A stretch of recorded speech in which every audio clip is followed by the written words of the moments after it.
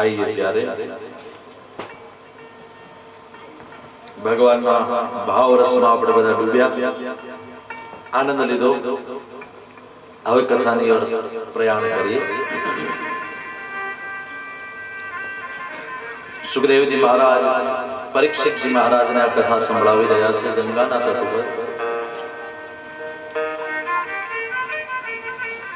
જ્યાં ખળખળ કરતી ગંગા વહી રહી છે. અનેક કથા સુખદેવજી મહારાજે પરીક્ષિતને સંભળાવી છે.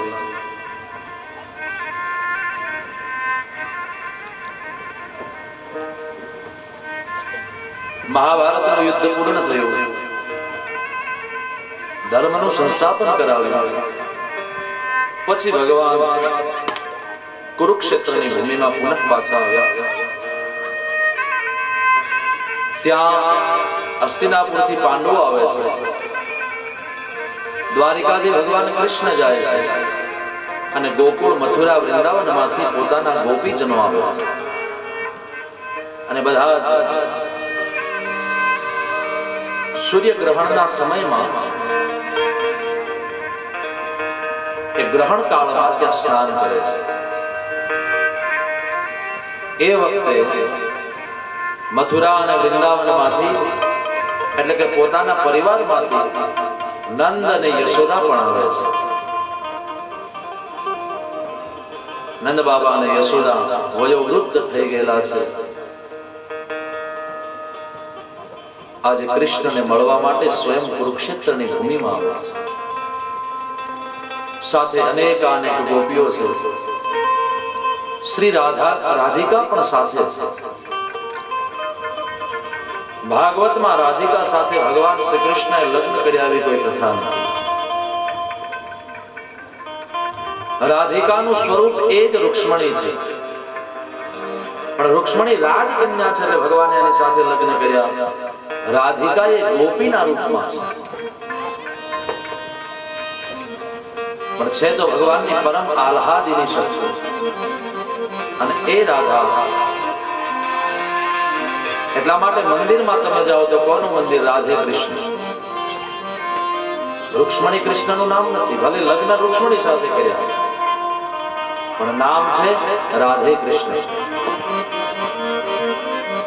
તો આ રાધા કોણ છે? બોલે મારા અને તમારા ભીતર જે શક્તિ છે કાર્ય કરવાની, એ શક્તિ એ જ રાધા છે. નહીં તો આનું આ શરીર તાવ આવે ત્યારે કઈ કામનું નહીં. બે જણા હાથે ઉભા કરે, આપણને પગે ન માંડતા હોય. ખાવાનું આપે તો આપણને ભાવે નહીં, જીભ રસ મૂકી દે, સ્વાદ મૂકી દે. ચા પીએ તો પાછું આવે, જમવાનું ખાઈએ તો પાછું આવે. કેમ કે જે જીહવા ઉપર શક્તિ છે રસની, એ રસની શક્તિ પૂર્ણ થઈ જાય, શરીરની શક્તિ પૂર્ણ થઈ જાય. એટલે એનું એ જ શરીર, એનો એ જ આત્મા કઈ કામ કરી શકતો નથી. દેખાવમાં એનું એ કામ કઈ ન થાય, कारण भीतर जो शक्ति पड़ी हुई है वो शक्ति प्यारे निकल गई, या तो वो शक्ति अभी कार्यरत नहीं है, इसलिए हम कुछ कर नहीं पा रहे हैं, इसलिए हमसे कुछ हो नहीं रहा, इसलिए हम सो रहे हैं.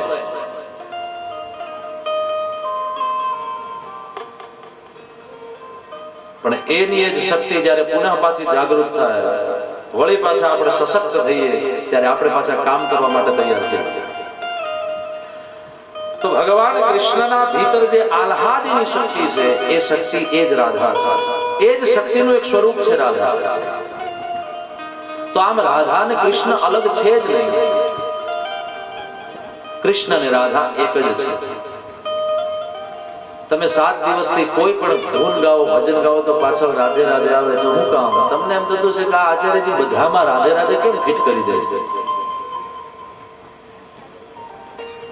પણ રાધા, તમે આમ સ્પીડથી બોલો રાધા રાધા રાધા રાધા રાધા રાધા રાધા, રાધાની જગ્યાએ ધારા થઈ જશે. ઉલટું ધારા ધારા ધારા ધારા ધારા ધારા ધારા, સ્પીડથી બોલો. તો રાધા એ કૃષ્ણ પ્રેમની ધારા છે. એક વાત. બીજું, કોઈ પણ જળ છે એ ઉપરથી નીચે આવશે, નીચેથી ઉપર ન જઈ શકે.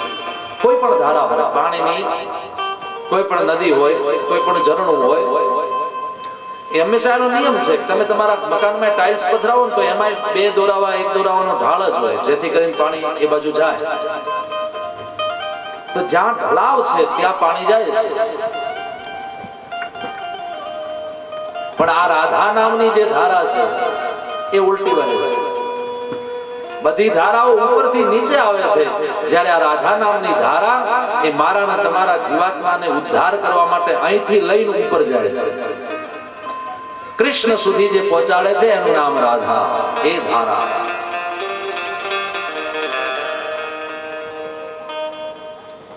માટે રાધે તું બડ ભાગિની કોન તપસ્યા કિન તેન લોક તારણ તરણ સો તેરે આધીન. અરે રાધે તું બડ ભાગિની કોન તપસ્યા કિન તેન લોક તારણ તરણ સો તેરે આધીન, સો તેરે આધીન. જગતનો જે આધાર છે રાધાના આધીન છે. ગમે એવડો મોટો માણસ હોય પણ ઘરે આવે એટલે એના આધીન જ હોય. પોતાના પત્નીના આધીન. ગમે એવડો મોટો માણસ હોય ઘરે જાય એટલે ઘરવાળા એમ કે સારું કર્યું આવે પણ ખાંડ લઈ આવ્યા. ફોનમાં કીધું હતું બોલો કે ના ભૂલી હું કામ જવાય, 5 કિલો ખાંડ લઈને ન અવાય? બોલે હા કાલે લઈ આવે. કારણ વ્યવહાર છે. તો અહીં શક્તિ છે રાધિકા. માટે ભગવાન કૃષ્ણ રાધાની આહ્લાદિન શક્તિ છે. રાધા એ કૃષ્ણની આહ્લાદિન, માને એક બે નથી, એક જ છે. સ્વરૂપમાં ભલે દેખાય છે. તો કુરુક્ષેત્રની ભૂમિમાં આવ્યા છે બધા. મોટી ઉંમરે ભગવાન શ્રી કૃષ્ણ બધાને મળે છે. જ્યાં નંદ અને યશોદાએ કૃષ્ણને જોયા છે, આંખમાંથી ચોધાર આંસુડા વહેવા લાગ્યા. હે કૃષ્ણ, 7 વર્ષ ને 52 દિવસનો હતો ને તું વ્રજને છોડી નીકળ્યો, તો આજ આવડો મોટો થઈ ગયો ત્યારે અમે તને જોયો છે. તને અમારી ક્યારે યાદ ના આવે?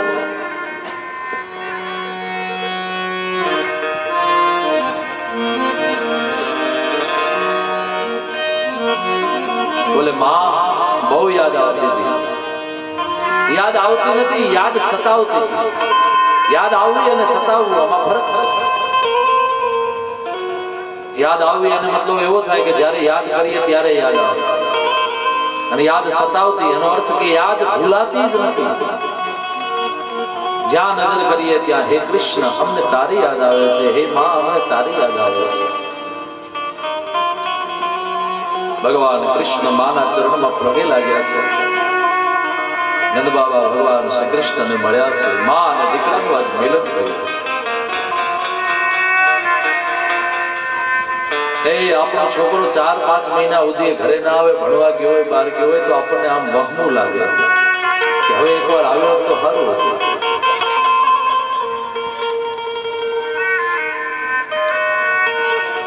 અને આ 7 વર્ષ ને 52 દિવસનો હતો, નીકળ્યો છે. 100 વર્ષની ઉંમર પૂર્ણ થયા પછી એ મા બાપને મળ્યો હશે. વિચાર તો કરો વાલા, કેટલો આમ ડિસ્ટન્સ, કેટલો સમય. એ મા બાપ પર શું વીતી હશે? એ મા બાપે કેટલી હિંમત રાખી હશે? કારણ જગતને કંઈક આપ્યું છે. અને વાલા, જેણે જેણે આ જગતને કંઈક આપ્યું છે ને, એને બહુ ભોગવ્યું છે, બહુ સહન કર્યું છે. પોતાની જાતને ઘસાયા વગર જગતને કંઈ આપી શકાતું નથી. પોતાની જાતને જો સુખી રાખવી હોય તો જગત માટે નથી, અને જગતને જો આપવું હોય તો પોતાની જાતને સુખી ન કરો. જેનું જીવન ઘસાય છે એ જગતને કંઈક ઉપયોગી બને છે. ભગવાન કૃષ્ણને પ્રાપ્ત કરવા માટે નામના આ જગતને જગતનો આધાર આપવા માટે જે મા બાપે કૃષ્ણને પ્રગટ કર્યો, મા બાપ કેટલા વિયોગમાં છે. વસુદેવ દેવકીએ જ્યારે જન્મ આપ્યો એના પછી કૃષ્ણ કેટલાય વર્ષો પછી મળ્યા છે. નંદ અને યશોદાએ જે કૃષ્ણને પાળ્યા છે, પોષ્યા છે, મોટા કર્યા છે, એ જ કૃષ્ણ બહુ વર્ષના ઉંમર પછી મળ્યા છે. માને 91-92 વર્ષનો સમય વહી ગયો છે ત્યારે મા બાપનું મિલન થયું છે. ધ્રુસકે માં દેવકીની આંખમાંથી આંસુડા નીકળ્યા, જશોદાની આંખમાંથી નીકળ્યા. વસુદેવ નંદ બાબા બધા જ રહ્યા છે. દૂર ઉભેલી ગોપીઓ જ્યાં નજીક આવી કૃષ્ણને જોઈ ધ્રુસકે રડી પડી. હે ઠાકોર, અમારી યાદ તમે ક્યારે ના આવી? અમારી ગાયો તમે ક્યારે યાદ ના આવી? એક આના તો અમારા ઘરમાં આવી માખણની ચોરી કરતો કે માખણ તને ક્યારે યાદ ના આવી? ગોપીઓના આહોડાને જોઈને કૃષ્ણ કહે છે યાદ આવતું, પણ હે ગોપીઓ, મારા માટે બહુ મોટી જવાબદારી હતી અને જવાબદારીઓ નિભાવવા માટે કરીને હું આ જગતમાં આવ્યો છું. એ ગાયો શું કરતી હશે તને કોઈ દિવસ યાદ આવ્યા? એ યમુનાના ધરા ઉપર, એ યમુનાના કિનારા ઉપર તેમને રાસ રમાડ્યો. હે કૃષ્ણ,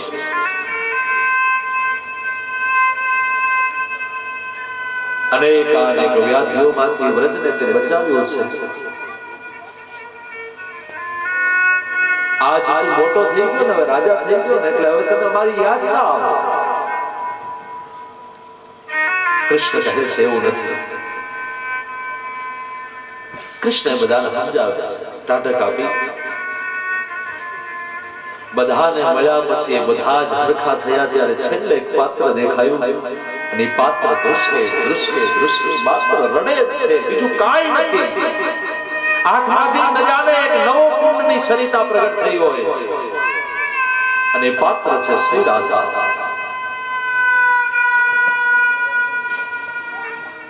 રાધાને રડતા જોયા, કૃષ્ણ રાધા પાસે ગયા. राधे, आप तो हमको समझ रही हो ना? आपको तो पता है कि मैं कौन हूं, तुम कौन हो, क्यों आए हैं हम लोग यहाँ पर? कृष्ण બધું જ વાત સાચી, પણ વિરહ દર્શન આ આટલો સમયગાળો કેમ વ્યતીત થાય? ભગવાન કૃષ્ણએ બધાના આંસુડાને લૂછાવ્યા, રાધાના અશ્રુધારાઓને લૂછાવી અને પછી બધાએ સાથે મળી સ્નાન કર્યું. સ્નાન કરીને વળી પાછું જ્યારે વિદાયનો સમય આવ્યો, બધા જ ખૂબ રડ્યા છે. ભાગવતમાં તો નથી લખ્યું, પણ અમારા સંતો કહે કે કૃષ્ણ પણ ધ્રુસકે રડ્યા છે. હશે ક્યાંક ગર્ગ સંહિતામાં કે ક્યાંક. ભગવાન કૃષ્ણએ બધાને આશ્વાસન આપ્યું. છેલ્લે શ્રી કૃષ્ણ રાધાને કહે છે, હે રાધે, જે વાંસળી વગાડીને ગાયોને ચરાવતો હતો, જે વાંસળી વગાડીને રાસ રમાડતો હતો, એ વાંસળી તમારા દિલની અંદર ફિટ થઈ ગઈ છે. હે રાધે, લ્યો આ મારી વાંસળી તમે લઈ જાઓ, આ મારા પ્રેમનું પ્રતીક છે. આ વાંસળીને તમે યાદ કરજો. વાંસળી હું તમને મારા પ્રેમના પ્રતીક ભેટ આપું છું. હે રાધે, તમારા બધાના વિયોગમાં આજ પછી હું ક્યારે વાંસળી વગાડીશ નહીં. અને સાચી વાત છે વાલા, એ દિવસ પછી કૃષ્ણે ક્યારે વાંસળી વગાડી નહીં. એ વાંસળી રાધાને ભેટમાં આપી છે. મા બાપના ચરણોમાં સાષ્ટાંગ સદૈન્ય ભાવે પ્રણામ કર્યા. નંદ અને યશોદા ગોપીઓ બધા ભારે હૈયે ભારે હૃદય રડતા કૃષ્ણની સાથેથી વિદાય લે છે. આ વિદાય એટલે છેલ્લી વિદાય. આના પછી ક્યારે મળવાનું થયું નથી. કૃષ્ણ પોતાના ધામમાં પધારી ગયા. કંસની વિરહની વેદનાને લઈને જેને બચાવ્યા છે શ્રી કૃષ્ણને, જેનું દૂધ પી યશોદાના સાથે રહીને કૃષ્ણ મોટા થયા છે, યશોદા અને નંદ બાબાને આજ ખબર પડી કે આ કાનો અમારો નથી, વસુદેવ અને દેવકીનો છે.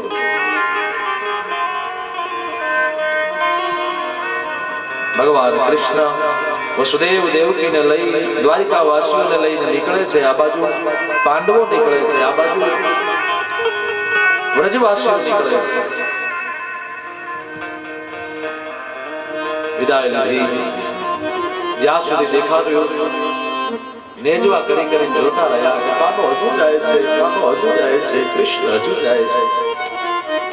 મોટી ઉંમર છે, કદાચ લાંબુ નહીં દેખાતું એટલે આંખોની ઉપર નેજવા કરી કરી ઓહરી કરી કરી અને જોવે છે. બધાની વિદાય થઈ. આ બાજુ નંદ યશોદા અને ગોપીઓ બધા વ્રજમાં આવ્યા. ભગવાન શ્રી કૃષ્ણ દ્વારિકામાં આવ્યા, બધાને આનંદ આપ્યો.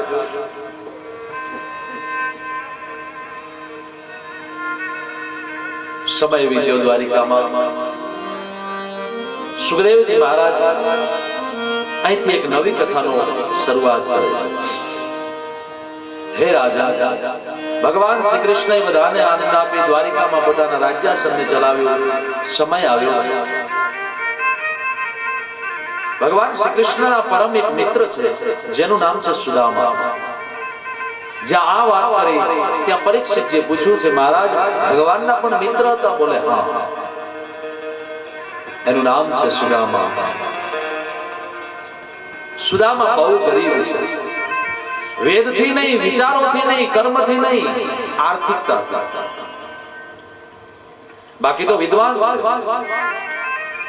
પણ જેના જીવનમાં અજાચક વ્રત છે કે કોઈ દિવસ હું માંગીશ નહીં. એવા સુખદેવજી મહારાજ કહે છે, હે પરીક્ષિત, સુદામાજી ભગવાન શ્રી કૃષ્ણના પરમ મિત્ર છે. અને એ સુદામા ઘણીવાર એમના પત્ની કહે છે, પ્રભુ તમે જાઓ, કૃષ્ણને મળો, તમારા એક મિત્ર છે નાનપણના, તમને યાદ કરતા હશે. સુશીલાને એમ છે કે કદાચ કૃષ્ણ જાય તો કૃષ્ણ પાસે મળવા જાય તો કૃષ્ણ એમના ઉપર કઈ કૃપા કરે. કેવા છે આ બ્રાહ્મણ દેવતા? ભાગવતકાર કહે છે, કૃષ્ણસ્યાસિત સખા કશ્ચિત બ્રાહ્મણો બ્રહ્મવિત્તમઃ વિરક્તા ઇન્દ્રિયાર્થેષુ પ્રશાંતાત્મા જીતેન્દ્રિયઃ.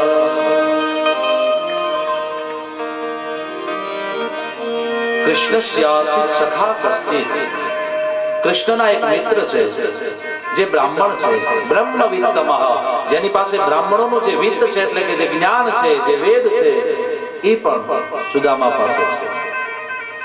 અને એટલું જ નહીં, વિરક્ત ઇન્દ્રિયાર્થેષુ, કે પોતે વિરક્ત છે, ઇન્દ્રિયોનું દમન અને શમન કરનારા છે, પ્રશાંત આત્મા છે, જે હોય જે ન હોય એમાં પ્રસન્ન રહેનારા, પ્રશાંત આત્મા, જીતેન્દ્રિય, ઇન્દ્રિયો ઉપર નિગ્રહ કરનારા છે.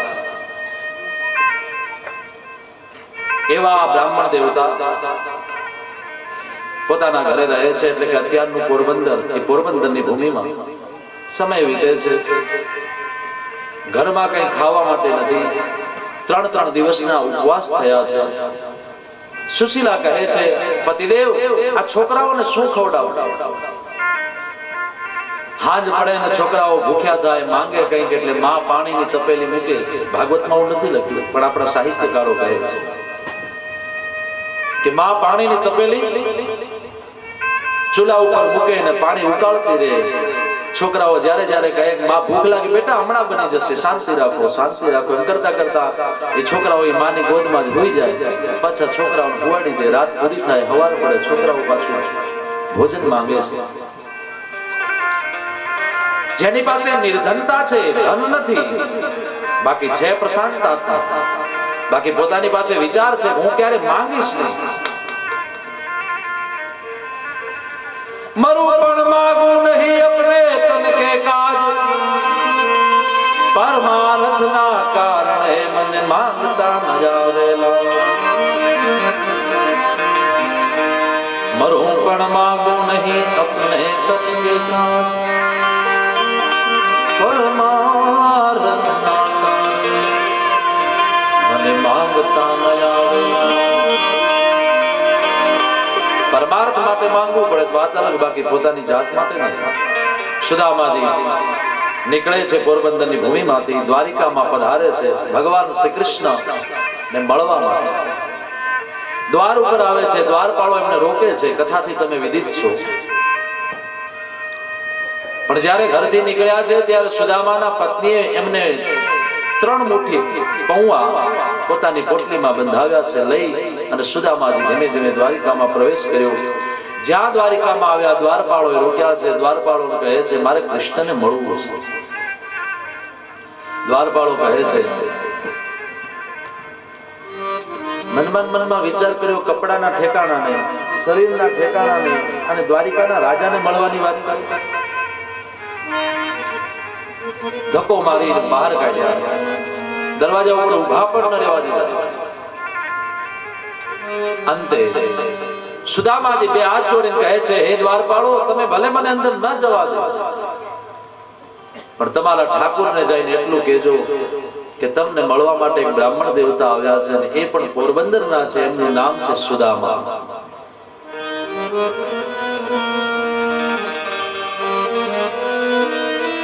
સમયના કારણે તમને શોર્ટમાં કથા સમજાવું છું।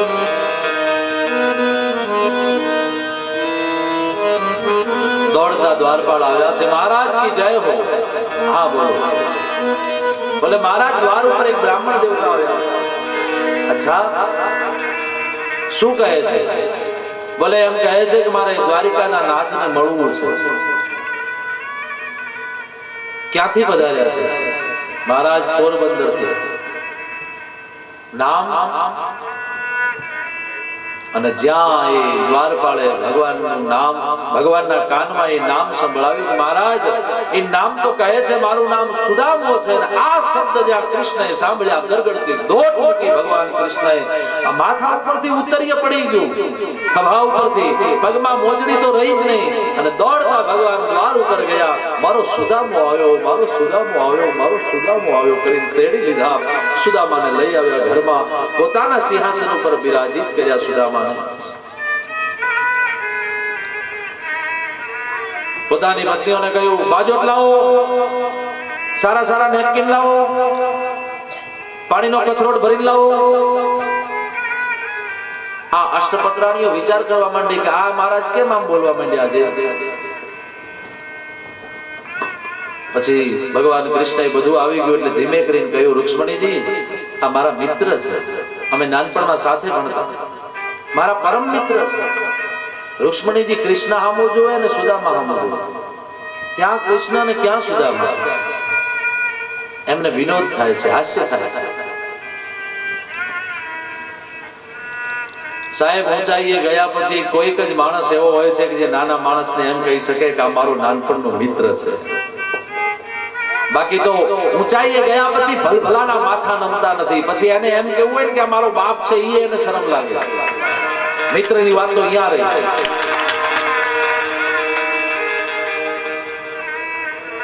કદાચ મિત્રતા તો છુપાવી પણ શકાય, હોય તો આપણે ન કહીએ મારો મિત્ર છે, પણ હગો બાપ આવ્યો તો બાપને બહાર પ્રસ્તુત કરવો હોય તો વિચાર કરે કે હું ક્યાં, મારો બાપ ક્યાં। નહીં નહીં, આપણે નથી કેવું કે મારા પપ્પા છે, અંગાત અંગાત હલાવો। પણ અહીં ભગવાન શ્રી કૃષ્ણ એમ કહે છે, રૂક્ષ્મણી, આ મારો મિત્ર છે,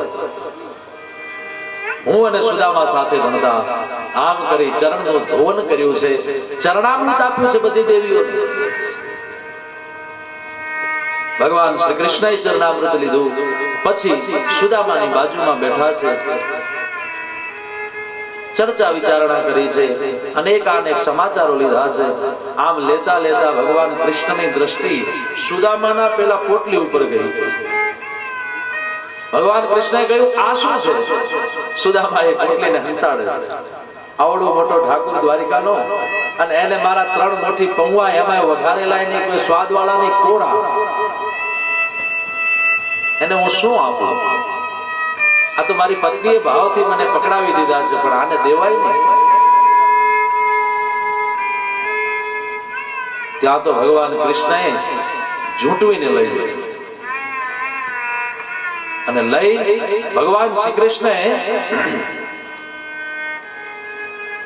એ જ સમય એમાંથી મુઠ્ઠી ભરી, ઇતિ મુષ્ટિમ સકુચ જગત્વામ દ્વિતીયામ જગ્માધરે, ભાગવતમાં લખ્યું છે કે પહેલી મુઠ્ઠી ભગવાન શ્રી કૃષ્ણએ ખાધી, ત્યાં તો કેટલી સંપત્તિ દઈ દીધી, અને બીજી મુઠ્ઠી જ્યાં દીધી ત્યાં તો જગતની સર્વ સમૃદ્ધિ સુદામાના તરફ પ્રયાણ કરાવી. ત્રીજી મુઠ્ઠી જ્યાં ખાવા જાય ત્યાં રૂક્ષ્મણીજી હાથ પકડ્યો, મહારાજ બસ એક અમારા માટે રહેવા દો. કારણ રૂક્ષ્મણીજી જાણતા હતા કે ત્રીજી મુઠ્ઠી ભગવાન ખાઈ જશે તો અમારે ત્યાં દાસી બનીને જવું પડશે. પોરબંદરની ભૂમિમાં ભગવાન શ્રી કૃષ્ણએ સુદામાને બહુ આપ્યું છે, પ્રત્યક્ષ નહીં અપ્રત્યક્ષ. પછી તો સ્નાન કરવા માટે બેસાડ્યા છે, પોતાના નવા કપડા આપ્યા, 2-3 દિવસ રોકાણ કર્યું છે સુદામાએ. બધી ચર્ચા વિચારણા થઈ છે. સુદામાએ પૂછ્યું છે, કૃષ્ણ તમે લગ્ન કર્યા છે, કેટલી પત્નીઓ છે? ઘણી બધી દેખાય છે. કૃષ્ણ કહે કે હા, તમે સિંહાસન ઉપર બિરાજિત થાઓ, બધાને આશીર્વાદ આપો, કારણ કે તમે બ્રાહ્મણ છો, અમે ક્ષત્રિય છીએ, એટલે તમારે અમને આશીર્વાદ આપવા પડે, તમને અમે પગે લાગીએ.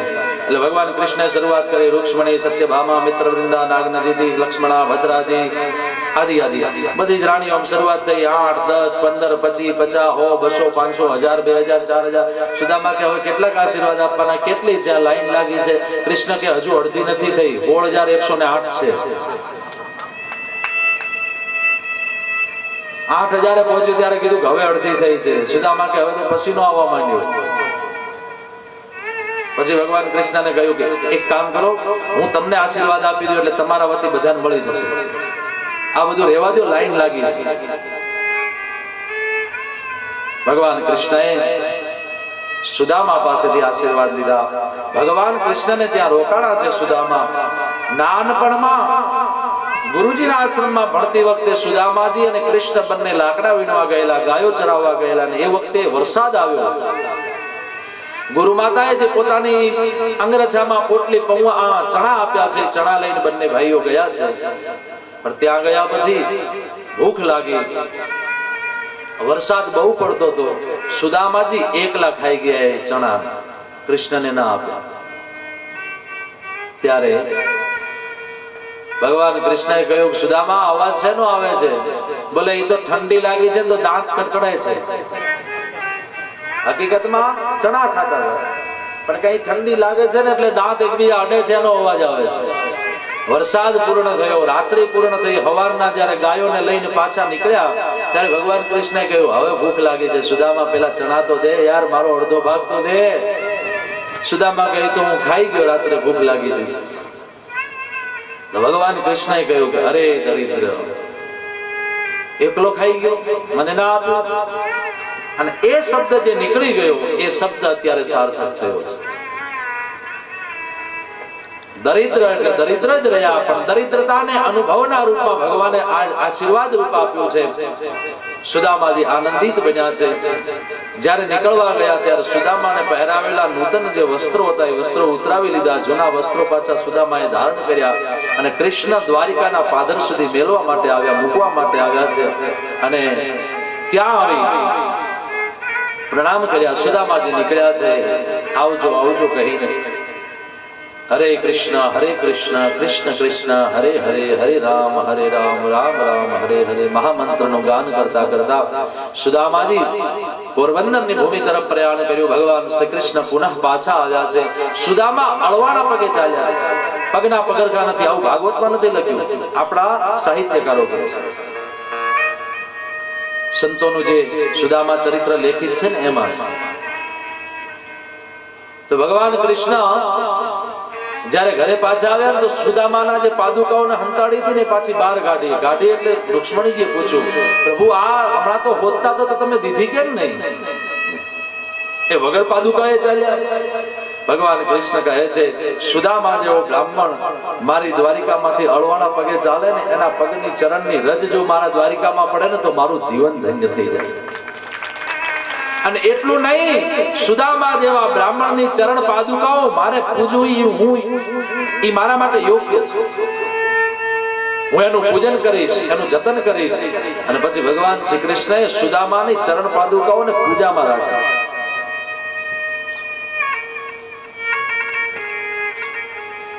રૂક્ષ્મણીજીએ ધીમે કરીને કહ્યું, એ બધી વાત સાચી, પણ મને એવું લાગે છે કે નાનપણમાં જે ચોરીની ટેવ પડી છે ને એ હજુ ગઈ નથી, એટલે તમે આ ચોરી લીધું છે. ભગવાન શ્રી કૃષ્ણએ બધાને આનંદ આપ્યો. જ્યારે પોતે નીકળ્યા છે સુદામા, ત્યારે મનમાં વિચાર કરે છે, વાહમ દરિદ્ર પાપેયાન વ કૃષ્ણ શ્રીનિકેતન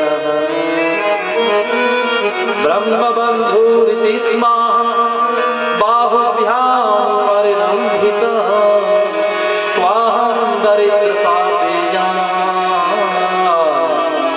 ત્વ કૃષ્ણ શ્રીનિકેતન. ક્યાં હું દરિદ્ર, ક્યાં હું પાપી અધમ નાનકડો માણસ, અને ક્યાં શ્રીનિકેતન શ્રી કૃષ્ણ. શું એની સાહેબી, શું એનું રજવાડું, શું એની સુવર્ણમય દ્વારિકા, અને ક્યાં હું એક નાનકડો માણસ. મનમાં વિચાર આવ્યો કે મને કૃષ્ણે કાંઈ ના આપ્યું. સાચી વાત, પ્રત્યક્ષ ભગવાને કાંઈ નથી આપ્યું, હાથોહાથ તો કંઈ આપ્યું જ નથી. ઉલટાના કપડા હતા એ લઈ લીધા. એટલે મનમાં વિચાર આવ્યો, વાહમ દરિદ્ર પાપીયા વ કૃષ્ણ શ્રીનિકેતન બ્રહ્મ બંધુરિતિ સ્માહં બાહુભ્યામ પરિરંભિત બ્રહ્મ બંધુરિતિ સ્માહં બાહુભ્યામ પરિરંભિત. છતાંય કૃષ્ણની કેટલી મહાનતા છે. બાહુભ્યામ પરિરંભિત, મને શ્રી કૃષ્ણે પોતાના બાહુમાં લીધો, મને એની સાથે રાખ્યો, મને જરાય ઉણપ ન દેવા દીધી કે ક્યાં હું દરિદ્ર અને ક્યાંય આવડો મોટો સંપત્તિનો માલિક. છતાંય એને મારા માટે કેટલું કર્યું. પણ મનમાં એક વસવસો પાછો યાદ આવ્યો, અધનોયમ ધનમ પ્રાપ્ય માધ્યમરૂચેન માં સ્મરે ઇતિ કારુણિકો નૂનમ ધનમ મે ભૂરિ ના દદાત ઇતિ કારુણિકો નૂનમ ધનમ મે ભૂરિ ના દદાત. ક્યાં હું દરિદ્ર, અધન, નિર્ધન, અને ક્યાંય કૃષ્ણ ધનવાન, પણ છતાંય મેં કઈ માંગ્યું નહીં, એને કઈ મને દીધું નહીં. પણ ત્યાં તો વળી પાછો સારો વિચાર આવી ગયો, ઇતિ કારુણિકો નૂનમ. ખરેખર કૃષ્ણની આ કરુણા છે, કૃપા છે કે સારું કર્યું કૃષ્ણે મને કઈ આપ્યું. જો કૃષ્ણએ મને આપ્યું હોત તો હું ધનવાન બન્યો હોત, તો મને એવું લાગે છે હું કૃષ્ણને ભૂલી ગયો. પણ સારું છે, હે ઠાકુર, તે મને કઈ દીધું નહીં, એ તારી કરુણા છે. કારણ ધનમ મે ભૂરિ ના દદાત. ધન છે ને એ સર્વ સુખ નથી. ધન એ જગતને જીવવા માટે બરાબર છે, પણ ધનવાન વ્યક્તિ કદાચ જો ધનમાં જ સર્વ સુખ માનતો હોય તો ક્યારેક એમના બેડરૂમમાં જઈ એમના ચાદરને ઊંચી કરીને પૂછજો કે તમારા પાસે કરોડો છે, સુખ છે, શાંતિ છે, તો એ ઊંઘમાં કહેશે કે એની જરૂર છે, એ આવવા દો. પૈસા જોતા તમે લઈ જાઓ. કારણ ઝોપડામાં હતા, કાચા મકાનમાં હતા, ત્યારે જે ભૂખ લાગતી હતી, ત્યારે જે નિંદ્રા આવતી હતી, એ નિંદ્રા અને ભૂખ આ કરોડોના મહેલમાં હવે નથી રહી. એનો અર્થ એવો નથી કે કરોડોના મહેલ બધાને દુખી કરે છે, હોવા જ જોઈએ યુગના પ્રમાણમાં. પણ જો એની અંદર સુખ જોઈતું હશે તો તમે ભગવાનથી કેટલા નજીક છો એ મહત્વની વાત છે.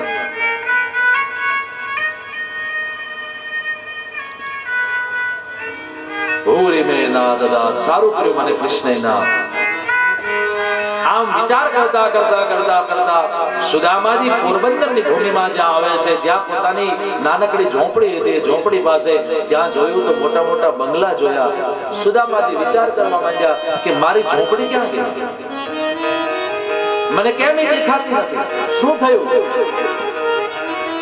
ત્યાં તો ઉપરથી ઝરૂખામાંથી સુદામાની પત્ની સુશીલાજી જોઈ ગયા. ઓહો, પતિદેવ આવ્યા છે. સુંદર મજાની એમ્બ્રોઇડરી વાળી સાડી, સુંદર મજાના વસ્ત્રો, સારો મેકઅપ. હવે જે ઝોપડીમાં પાણી પીવાના ફાંફા હતા, જમવાના ફાંફા હતા, એ આજ 2-2, 5-5 જણની હાડી પહેરીને ઉભા છે. એમાં પાછી દેશી નથી, દક્ષિણી છે. અને જોયા સુદામા પોતાની સખીઓ સાથે નીચે આવ્યા. પત્નીમ વિક્ષા વિસ્ફુરંતી દેવી વૈમાનિકીમિવ્ય દાસીનામ નિષ્કસંધેનામ મધ્યે ભાંતિ સવિસ્મૃતઃ. એકલા નથી, દાસીઓની સાથે પોતે વચમાં છે, આજુબાજુ દાસીઓ. અને સુદામાની સામે આવીને ઉભા રહ્યા. સુદામાજી ધીમે કરીને પૂછ્યું, બેટા આ મારી ઝોપડી અહીં હતી, ક્યાં ગઈ? આવું ભાગવતમાં નથી હોતા, નહીં તો હું કહું છું. એટલે સુદામાની પત્નીએ કહ્યું સુશીલાએ, હું બેટા નથી, તમારી પત્ની છું. અચ્છા, તમે સુશીલા છો? બોલે હા. કેમ તમે મને ન ઓળખી? સુદામાજી કે જરા ઓળખવામાં મને ખામી પડી. સાચી વાત છે, કારણ કે અત્યાર સુધી જે જોયું હતું એ દ્રશ્ય હવે કઈ છે નહીં. સુદામાએ પોતાની પત્નીને જોયા, આજુબાજુ દાસીઓને જોઈ, મકાન જોયું, મહેલ જોયો. ત્યાં તો આનંદિત થઈ ગયા સુદામાજી. સુદામાજી ભગવાન કૃષ્ણને ભૂરી ભૂરી આશીર્વાદ આપવા માંડ્યા. ધન્ય છે હે કૃષ્ણ, તમે મને આટલું બધું આપ્યું. કેવું આપ્યું છે? પછી તો પોતે પોતાના ભવનમાં આવ્યા. એ ભવન કેવું છે, પોતાનો મહેલ કેવો છે, એનું પણ વર્ણન ભાગવતમાં છે.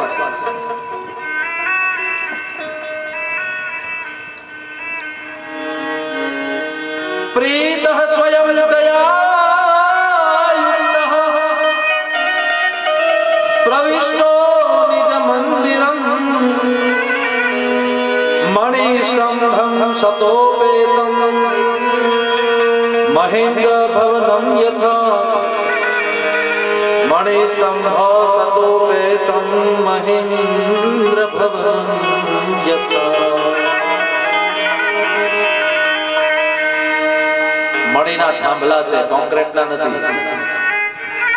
મણીઓ એના ઉપર હાચા લાગેલા છે. મણિસ્તંભમ સતોપેતં, એક બે નહીં, 100 થાંભલા ઉપર બનેલો આખો મહેલ છે. 100 થાંભલા છે. આપણે 1, 2, 5 કરીએ તો કે આપણું મોટું મકાન છે, તો 100 થાંભલા વાળું મકાન છે. અને એક એક મણીથી ગૂંથેલો થાંભલો, હાચા મણીઓ એમાં ગૂંથેલા છે. મહેન્દ્ર ભવનમ યથા. મહેન્દ્ર, મહેન્દ્ર માને ત્રણેય સમયમાં, ત્રણેય પરિસ્થિતિમાં, ત્રણેય ઋતુમાં જે અનુકૂળ છે ભવન, એને કહેવાય છે મહેન્દ્ર ભવન. એવા અનુકૂળ ભવન બનાવ્યા છે ભગવાન શ્રી કૃષ્ણ. એટલું જ નહીં, એમને અંદર બેડરૂમ છે. અને બેડરૂમ ને જયારે જોવા ગયા ત્યારે કેવો હતો બેડરૂમ, ભાગવતમાં લખ્યું છે. પયઃ ભેનાનિ ભાસૈયા ગાંતા રૂક્મા પરિચ્છદાઃ પર્યંકા હેમદંડાનિ ચામરવ્યજનાનિ ચ પર્યંકા હેમદંડાનિ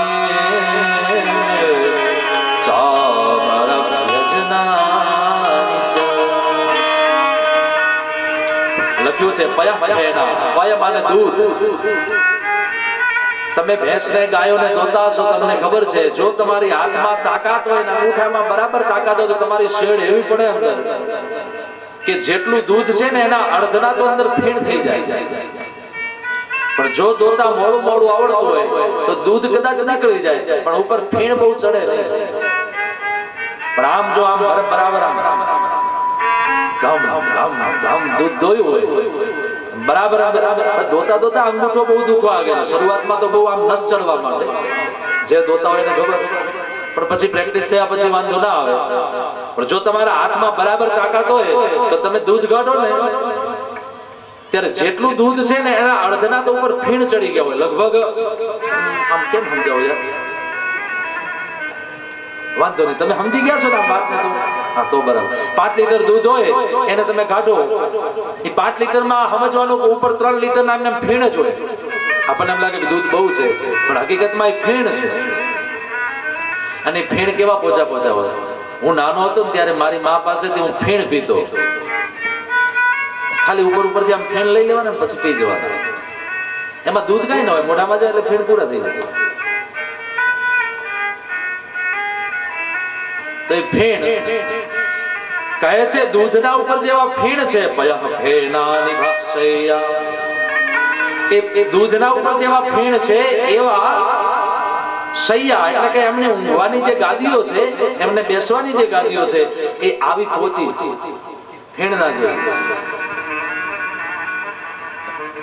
અને પર્યંકા હે દંડાની, એ વખતે આવડા તો પંખા હતા નહીં, એટલે દાસ દાસીઓ બાજુમાં ઊભી હોય, એને મોટા દંડ હોય અને એના ઉપર આમ આમ આમ વીંજણો હોય, એટલે ઊભા ઊભા ઊભા બે. તમે આમ સિરિયલોમાં જોયું છે ને, રાજા બેઠા હોય એની બાજુમાં 2 જણા આમ આમ પવન નાખતા હોય ધીમે ધીમે. એટલે એવા પંખા. પણ એ પંખા કેવા છે? પર્યંકા હે દંડાની. પર્યંક એટલે પંખો, વીંજણો. પેલા દીકરીઓ સાસરે જતી ને તો એના આણામાં એ મૂકવામાં આવતો, કેમ કે આટલી બધી વ્યવસ્થા નહીં, દીકરીને ક્યારે ગરમી લાગે શું ખબર, એટલે એને કાઢીને પવન ખાવા થાય. હવે તો એ મુકાતું નથી, રિવાજ ધીમે ધીમે ઓછો થઈ ગયો, કેમ કે એસી આવી ગયા ને, પહેલથી જ એસી દઈ દીધું હોય એટલે પછી એની જરૂર નહીં. તો પર્યંકા હેમ દંડાની, એનો જે દંડ છે ને હેમનો છે, હોનાનો છે.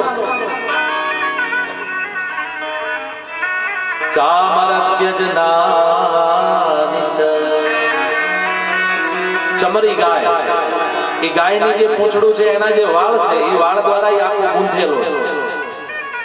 તમે જોયું છે મોટા મંદિરોમાં છેલ્લે આરતી થઈ જાય ને ભગવાનની, એટલે પછી હાથમાં પેલું આમ ચમર ઢોળે, એટલે એ ચમર હાથમાં હોય.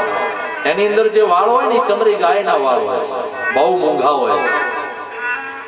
અને એના દ્વારા પછી ભગવાનને ધીમે ધીમે શ્રી રામચંદ્ર કૃપાલુ ભજ મન હરણ ભવ ભય દારુણમ નવ કંજ લોચન કંજ મુખ કર કંજ પદ કંજારુણમ કંદર્પ ગણિત રમિત સવિનવ નીર નીરદ સુંદર.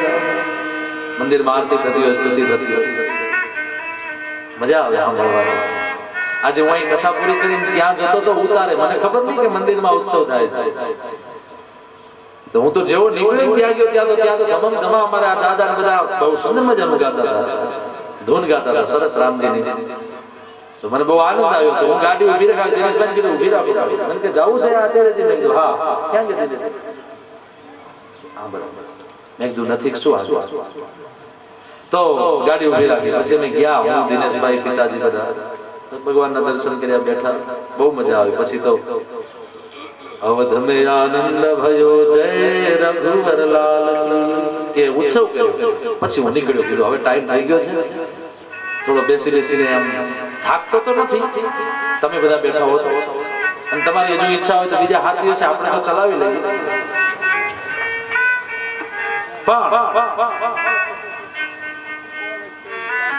જવું પડે એવું એટલે નીકળી ગયું. તો આસનાની ચ હેમાની મૃદુ બસ્તરણાની ચ.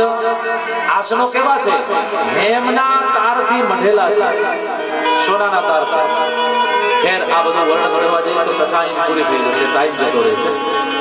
પણ આવી રીતે ભગવાને ખૂબ આનંદ આપ્યો છે સુદામાને, અને સુદામાએ સુંદર મજાના પોતાના જીવનને ચલાવ્યું છે. પણ સુદામાએ છેલ્લે વિલોક્ય બ્રાહ્મણસ્તત્ર સમૃદ્ધિ સર્વ સંપદા તર્કયામાસ નિર્વિઘ્ન સ્વ સમૃદ્ધિ મહેતુકી. વિલોક્ય બ્રાહ્મણસ્તત્ર સમૃદ્ધિ સિદ્ધિ સર્વ સંપદામ. જ્યાં બ્રાહ્મણ દેવતાએ પોતાની સમૃદ્ધિને જોઈ અને વિચાર કર્યો કે ભગવાને મારા ઉપર કેટલી કૃપા કરી, માટે માંગણી કરી ઉભા ઉભા પોતાના ઘરમાં કૃષ્ણની પાસે. સાંભળવા જેવું છે. ભક્તાય ચિત્રા ભગવાન સંપદો રાજ્યમ વિભૂતિં સમર્થયત્યજઃ અદીર્ઘ બોધાય વિચક્ષણઃ સ્વયં પશ્યન નિપાતં ધનિનાં મદોદ્ભવં. ભક્તાય ચિત્રા ભગવાન સંપદો રાજ્યમ વિભૂતિં સમર્થયત્યજઃ. હે પ્રભુ, તમે આ બધું આપ્યું છે તો મારા ઉપર એક કૃપા કરજો કે પશ્યન નિપાતમ ધનિનામ મદોદ્ભવમ. આ તમે આપેલી જે સમૃદ્ધિ છે એ સમૃદ્ધિને જોયા પછી મારા દિલમાં, હું જ્યાં સુધી જીવું ત્યાં સુધી મદોદ્ભવમ, મારા જીવનમાં, મારા હૃદયમાં ક્યારે મદની ઉત્પત્તિ ન થાય, મને ક્યારે મદ ના આવે, અહંકાર ના આવે, હું અહંકારથી દૂર રહું. સુખદેવજી કહે છે, રાજન, આ કથાને જે સાંભળશે એક બ્રહ્મણ્ય દેવસ્ય શ્રુત્વા બ્રહ્મણ્યતામ નરઃ લબ્ધ ભાવો ભગવતે કર્મ બંધનાદ વિમુચ્યતે. જે આ કથાને સાંભળશે ભગવાન શ્રી કૃષ્ણ અને સુદામાના મિત્રતાની, એના જીવનમાં ભગવાન શ્રી કૃષ્ણની કૃપા વરસશે. કેવી? બોલે કૃષ્ણ એને એનો મિત્ર બનાવશે. લબ્ધ ભાવો ભગવતી કર્મ બંધાત વિમુચ્યતે. કર્મ બંધાત વિમુચ્યતે. ભગવાનની કૃપાથી આ કથાને જે સાંભળશે, ગાશે, શ્રવણ કરશે, વાંચશે, એના જીવનમાં ભગવાનની પરમ ભક્તિની પ્રાગટ્ય થશે અને કર્મ બંધાત વિમુચ્યતે. એના દરેક દુર્ગુણ, જે ખોટા કર્મો છે, એ કર્મના બંધનમાંથી માણસ મુક્ત થશે. અને આનંદ આપ્યો. સુખદેવજી મહારાજ કહે છે, હે રાજા, એના પછી દ્વારિકામાં ભગવાન શ્રી કૃષ્ણ એક સુંદર મજાના યજ્ઞનું આયોજન કર્યું અને એ યજ્ઞમાં અનેક ઋષિઓ આવ્યા છે. ઋષિઓએ એક સુંદર મજાનો યજ્ઞ કર્યો છે અને એ યજ્ઞમાં ભગવાન શ્રી કૃષ્ણને થયું કે હવે ટૂંક સમય છે મારે જવાનું આ જગતમાંથી, માટે લાવો, જે મા બાપની કુખથી હું જન્મ્યો છું એ મા બાપને ખબર પડે કે હું કોણ છું, મારા દર્શન તો કરાવું. માટે યજ્ઞના અંતે ભગવાન શ્રી કૃષ્ણએ દેવકી અને વસુદેવજીને ચતુર્ભુજ નારાયણના રૂપમાં દર્શન આપ્યા. જે મથુરાની કારાગૃહમાં પહેલા દર્શન આપ્યા હતા અને પછી ભગવાન નાનું બાળક બનીને આવ્યા હતા, એ જ દર્શન ભગવાન શ્રી કૃષ્ણએ વસુદેવ અને દેવકીને આપ્યા છે. વસુદેવ દેવકીએ દર્શન કર્યા, આંખમાંથી આંસુડા નીકળી પડ્યા. વસુદેવ દેવકીને થયું કે જગતના બાપને અમે મારો દીકરો બનાવ્યો. હે પ્રભુ, અમને ક્ષમા કરો, અમને માફ કરો. ભગવાન કૃષ્ણ કહે છે, માફ નહીં પિતાજી, તમે તો મને મોટો બનાવ્યો છે. હે નંદવા, હે વસુદેવજી, હે માં દેવકી, કઈ માંગવું હોય તો માંગો. દેવકીએ જગતના બાપ આગળ પોતાનો પુત્ર કરીને જેને માન્યો તો, અત્યાર સુધી મોટો કર્યો તો, એ કૃષ્ણના ચરણમાં દેવકીજી કહે છે, હે કૃષ્ણ, મને આપવું હોય તો એ આપો. શું? મારા દિલમાં એક વસવસો છે. શું છે? બોલે એ છે કે હે કૃષ્ણ, જ્યારે તમારો જન્મ થયો ને, તમારો અને બલદાવજીનો, એના પહેલાના જે 6 પુત્ર કંસે મારી નાખ્યા છે, એ પુત્રને મારા દર્શન કરવા છે, એ પુત્રને મારે જોવા છે. ભગવાન કૃષ્ણએ પોતાની માયા દ્વારા એ પુત્રોને પાછા પ્રગટ કર્યા. 6 પુત્ર આવ્યા છે, નાનકડા બાળકમાંથી યુવાન બન્યા છે. એ બાળક રૂપી કૃષ્ણના 6 ભાઈઓને જોયા. માં દેવકીની આંખમાંથી અશ્રુ ધારા વહી. માં દેવકીની એટલી ઉંમરે પોતાના થનમાંથી દૂધ વહ્યું દીકરાઓને જોઈને. હેત ઉઘરાણો અને માએ 6 દીકરાઓને દૂધ પાયું છે. કેમ કે માએ અત્યાર સુધી 6 દીકરાને દૂધ પાયા પહેલા તો મરાવી દીધા છે, કે કંસે મારી નાખ્યા છે. દૂધ વિહોણા ગયેલા એ પુત્રોને માએ પુનઃ પાછું દૂધ પાયું. ભગવાન કૃષ્ણ ઉભા રહ્યા. 6 પુત્રોએ માના ચરણમાં પ્રણામ કર્યા અને પુનઃ પાછા જ્યાંથી ભગવાને બોલાવ્યા ત્યાં પુનઃ પાછા પધરાવી દીધા. હે માં, હવે કઈ માંગવાની ઈચ્છા છે?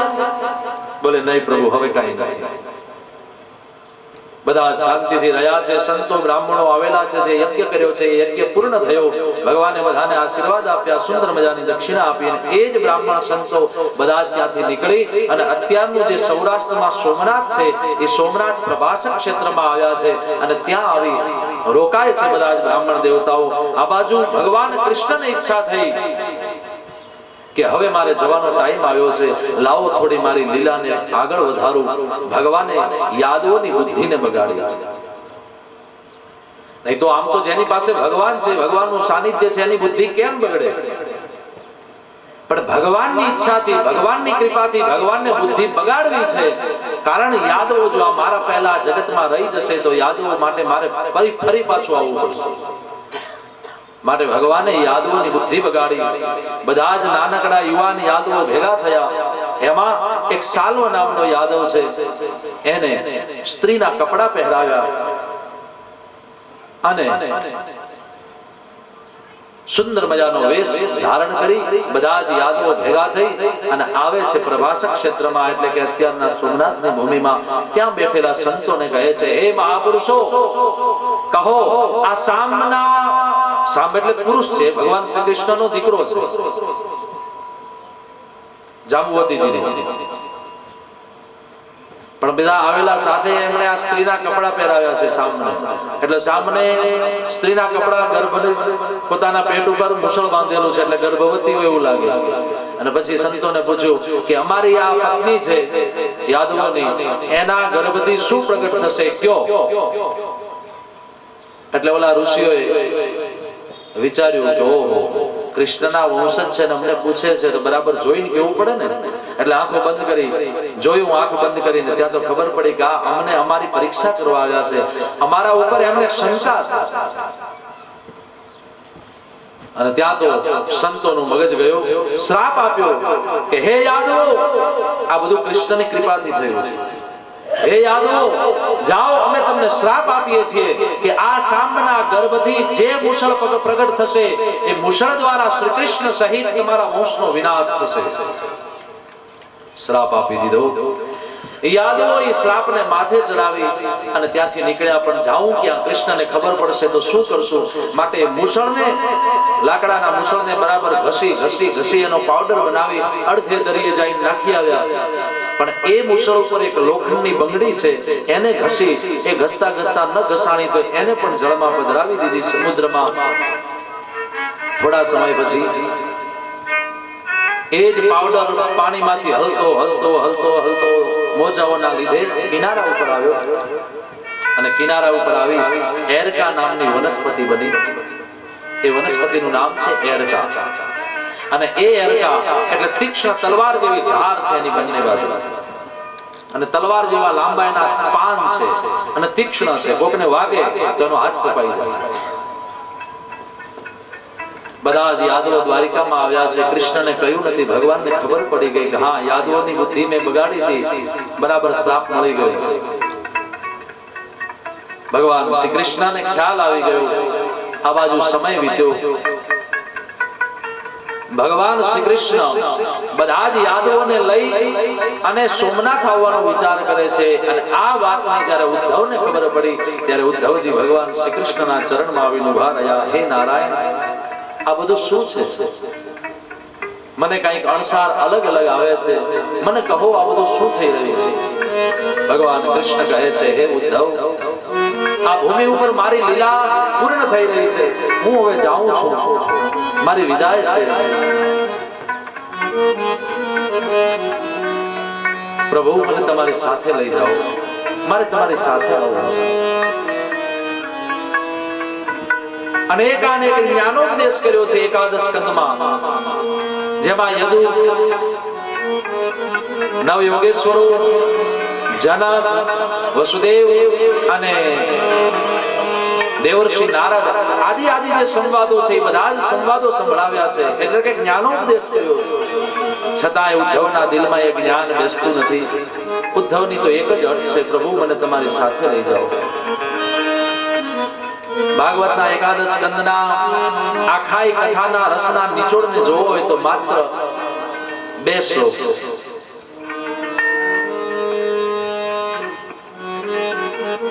આખા ભાગવતનો જો સાર જોવો હોય તો એ 2 શ્લોક છે. અને આ માત્ર ઉદ્ધવનો ઉપદેશ નથી, મારો ને તમારો બધાનો છે. કહે છે ભગવાન કૃષ્ણ, સુખદેવજી મહારાજ એનું વર્ણન કરે છે. કાયેન વાચા મનસેન્દ્રિયર્વા બુદ્ધ્યાત્મના વા પ્રકૃતે સ્વભાવા કરોમિ યદ્યત સકલં પરસ્મૈ નારાયણાયેતિ સમર્પયેતા કરોમિ યદ્યત સકલં પરસ્મૈ નારાયણાયેતિ સમર્પયેતા.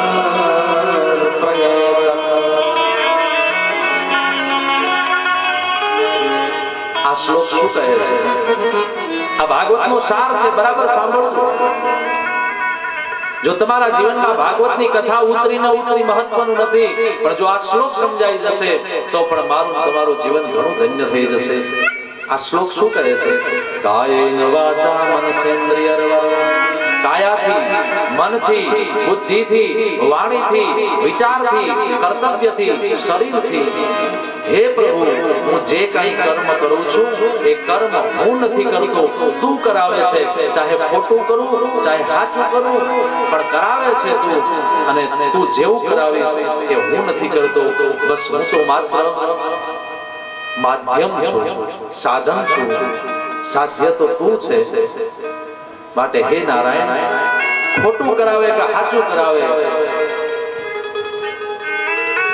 સાંજે જયારે પથારીમાં હુવા જાઓ ને ત્યારે 2 હાથ જોડી અને આટલું બોલજો, હે નારાયણ, સવારથી સાંજ સુધી મેં જે કંઈ કામ કર્યું છે, ખોટું કર્યું, સાચું કર્યું, ખોટી કમાણી કરી, કોઈની નિંદા કરી, કોઈને દુભાવ્યો, કોઈને હસાવ્યો, કોઈને ખૂબ આનંદ આપ્યો, પણ છતાંય હે પ્રભુ એ મેં નથી કર્યું, તે કરાવ્યું છે, મેં કર્યું છે.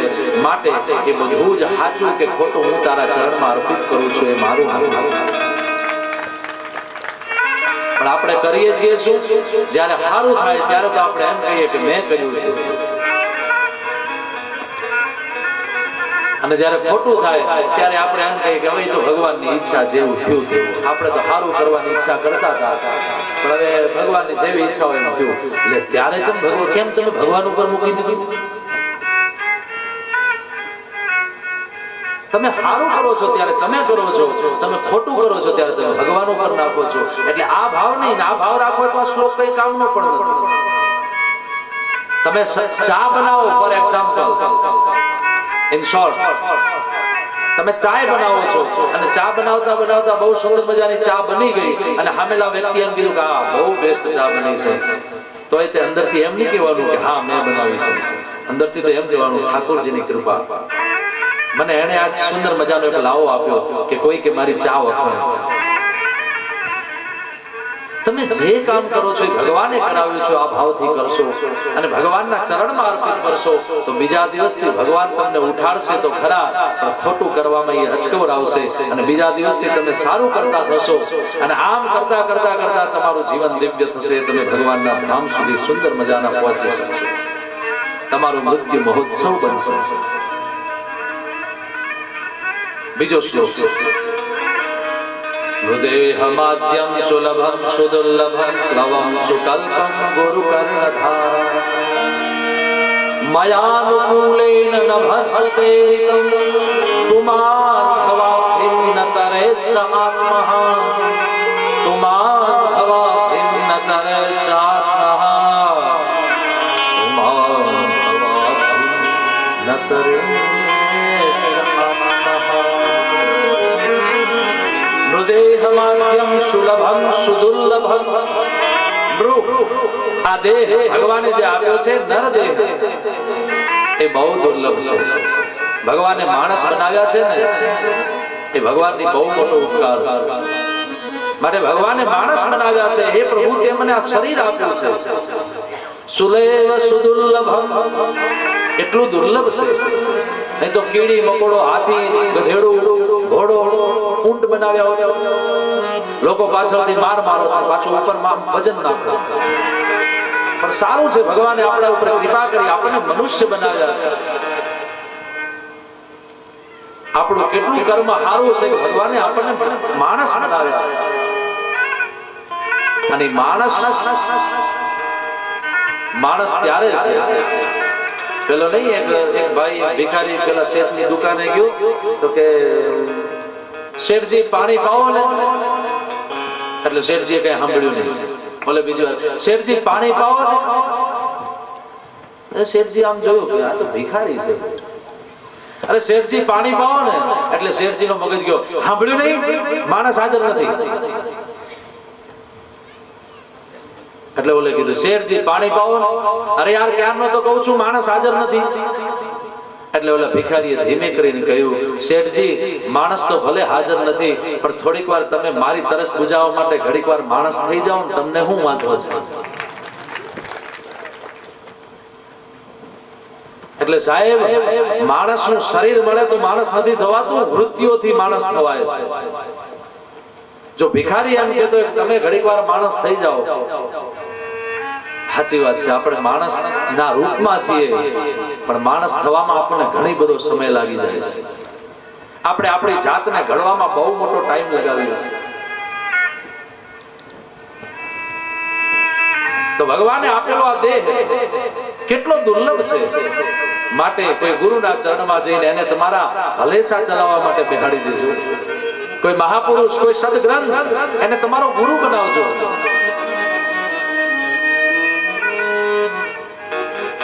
અને એવા મહાપુરુષને, અને ભલે એ તમને ગુરુ, એ તમને શિષ્યના રૂપમાં સ્વીકારે ન સ્વીકારે કોઈ વાંધો નહીં.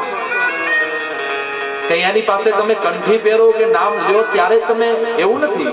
ભલે આપણે ત્યાં પરંપરા છે, બરાબર છે, પણ આપણે તો કોઈ પણ આપણા માનસિકતાથી ગુરુ બનાવી શકીએ કે આ મારા ગુરુ છે.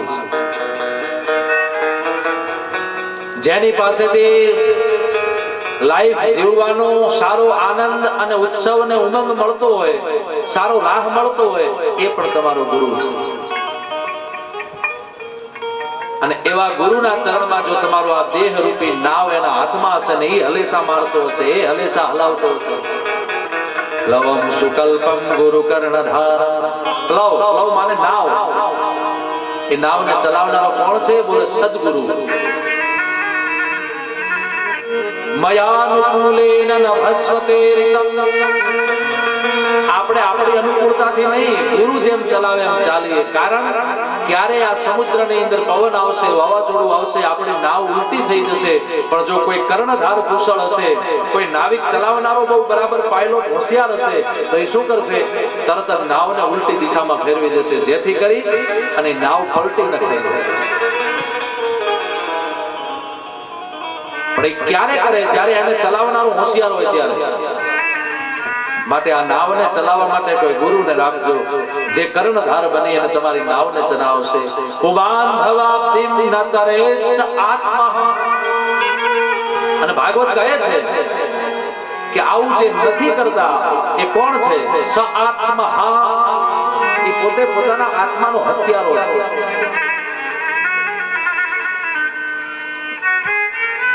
આપણે જીવનથી બહુ કંટાળી જઈએ અને પછી ફાંસો ખાઈ લઈએ, કે અથવા તો એસિડ છાંટી પી કે મરી જઈએ, અથવા તો ટ્રેનની નીચે કચરાઈ મરી જઈએ. ભાઈ છે ને આમ ઘરથી કંટાળી ગયો તો પછી ટ્રેનમાં નીચે કચરાવા માટે ગયો. આ તો ટ્રેન આવે ને 2 વાગે, તો ટ્રેનમાં પડીને આપણે મરી જવું છે.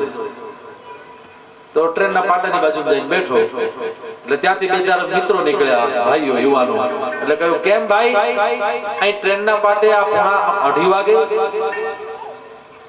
અને એમાં સુંદર મજાનો આમ તમે બેઠા છો, અને આ પોટલીમાં શું છે? બોલે આવ્યો જ છું મરવા માટે, પણ ટ્રેન હજુ લેટ છે ને એટલે ભૂખ લાગી હતી તો ગાંઠિયા ખાઉં છું. બોલો આ મરે? જેને ગાંઠિયા યાદ આવતા હોય, અને સાચી વાત છે, જેને બહુ ક્રોધ ચડે ને, રીસ ચડે ને, એને ખવડાવી દેવું અને એને ચા પાણી પર પીવડાવી દેવા. એટલે થોડો ક્રોધ છે ને આપોઆપ એ ન જમે તો જબરજસ્તીથી જમાડો. કારણ કે જમ્યા પછી છે ને ક્રોધ આપોઆપ નીચે આવી જાય, ડાઉન. પછી ક્રોધ ઓછો થઈ જાય. એટલે કદાચ એટલા વેગ સુધી પહોંચવું હોય માણસ કે હવે મરી જ જવું છે, એ માણસ તરત એમ વિચારે કે હાલો ને એકવાર જવા દો, કાલે હરખું સારું થઈ જશે. અને આવો ખોટો વિચાર આવે ને ત્યારે ભાગવતને યાદ કરજો, તમને બહુ બચાવી લેશે.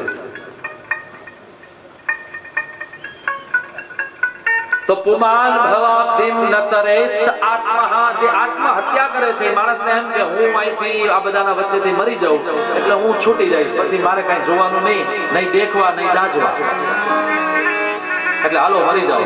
પણ હકીકતમાં એ માણસ આત્માને નથી મારતો, પોતાના દેહને મારે છે. કારણ કે આત્મા તો અજર છે. નયનમ છિંદંતિ શસ્ત્રાણિ નયનમ દહતિ પાવક. ગીતા. જે શસ્ત્રથી કપા કાપી નથી શકાતું, જે અગ્નિથી બાળી નથી શકાતો, એવો આત્મા એને તમે કેવી રીતે મારી શકશો? માટે આત્મા મરતો નથી, આત્મા અજર છે, અમર છે. છતાંય આત્મા જગતમાં આવે છે. પછી ગરુડ પુરાણમાં એવું લખ્યું છે કે એકવાર જે આત્મહત્યા કરે છે માણસ, એ માણસ બીજા 7 જન્મ સુધી આત્મહત્યા કરવી પડે છે. આવું ગરુડ પુરાણ કહે છે. ભાગવત પણ એનો પુરાવો આપે છે કે માણસે ક્યારે આત્મહત્યાનો વિચાર ન કરો. જે દુઃખ પડે એ આ બે પગમાં અને આ શરીરમાં ભોગવી લેવું જોઈએ, જેથી કરીને બીજી યોનિમાં ભોગવવું ન પડે. બીજાના સુખને જોઈને ચિંતા ન કરો, ચિંતન કરો. ચિંતા અને ચિંતનમાં ફરક છે. આપણે ત્યાં સુભાષિત કાવ્યનો એક શ્લોક છે, એક પદ છે, ચિત્તા ચિંતા સમા અસ્તિ બિંદુ માત્રેણ ઉચ્યતે. ચિંતા ચિત્તા સમા અસ્તિ બિંદુ માત્રેણ ઉચ્યતે. ચિંતા અને ચિત્તા લખવું હોય તો કેમ લખાય? ચિંતા તો ચી ઉપર બિંદુ આવે અને પછી તા, અને ચિત્તા લખવું હોય તો બિંદુ હટાવી દો એટલે ચિત્તા. ચિત્તા એટલે મરેલા માણસને બાળે છે અને ચિંતા એ જીવતા માણસને બાળે છે. બસ ફરક ખાલી બિંદુનો છે. એટલે એ બિંદુને જ્યારે જ્યારે ટાઈમ મળે ત્યારે આમ હટાવવું, લાવવું, મેલવું, એમ કરતા કરતા થોડીક વારમાં તડકો છાંયડો જતો રહેશે, વળી સુખનો સાગર ઉગશે, સુખનો દિવસ આવશે. પુમાન ભવાબ્ધિમ ન તરેત્ સ આત્મઃ, પુમાન ભવાબ્ધિમ ન તરેત્ સ આત્મઃ. માટે હે ઉદ્ધવ, ભગવાન કૃષ્ણ કહે છે, ઉદ્ધવ હું આવ્યો ત્યારે તું મારી સાથે હતો? બોલે નહીં. તું અને હું સાથે આવ્યા? બોલે નહીં. તો હવે હું તું કેવી રીતે સાથે જઈએ?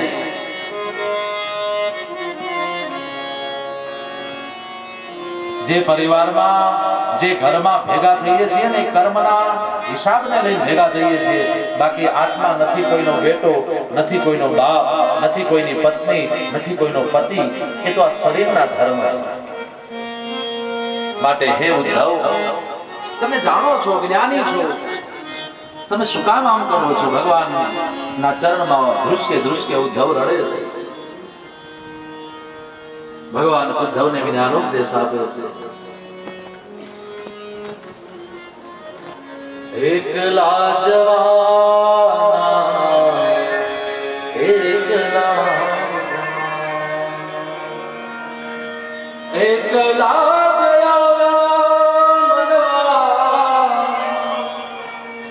એકલા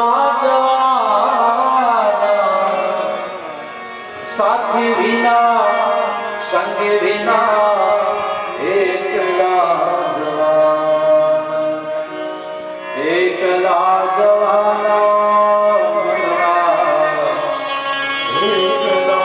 જવાના. કાયાની કેડી આ કાયાના સાથ દે, કાળે કાળે રાતડીમાં છાયાના સાથ દે. કાયાની કેડીએ આ કાયાના સાથ દે. સાચી વાત છે. કાયાની કેડીએ કાયાના સાથ દે, કાળે કાળી રાતડીમાં છાયાના સાથ દે. કાયાના સાથ દે ભલે, છાયાના સાથ દે ભલે, પોતાના જ પંથે ફેરું, પોતાના જ પંથે, પોતાના જ પંથે મનવા એકલા જવાના. એકલા જવાના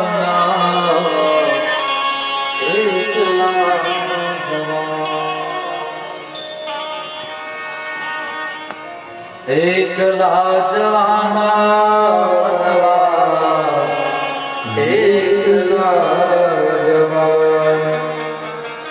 પતિ પત્ની જીવનભર સાથ રહે છે, એકબીજાનાથી દૂરી થતી નથી, એકબીજાની સાથે બહુ ઓતપ્રોત રહેનારા એ પતિ પત્ની પણ જ્યારે એકબીજાથી વિખૂટું પડી નીકળે છે ત્યારે પત્ની પતિની સાથે જતી નથી અને પતિ પત્નીની સાથે જતો નથી. પછી એ પ્રેમ એ લગાવ પૂર્ણ થઈ જાય છે. આપણ એકલાને કીર્તાર એકલો, એકલા જીવોને તેનો આધાર એકલો. આપણ એકલા આ કીર્તાર એકલો, એકલા જીવોને તેનો આધાર એકલો. એકલા રહીએ ભલે વેદના સહીએ ભલે, પોતાના જ પંથે મનવા, પોતાના જ પંથે, પોતાના જ પંથે મનવા,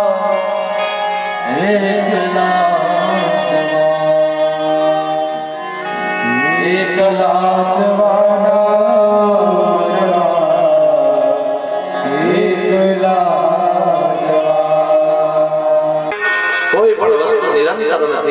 નિરંતર માત્ર ને માત્ર કોઈ હોય તો ભગવાનનું નામ છે.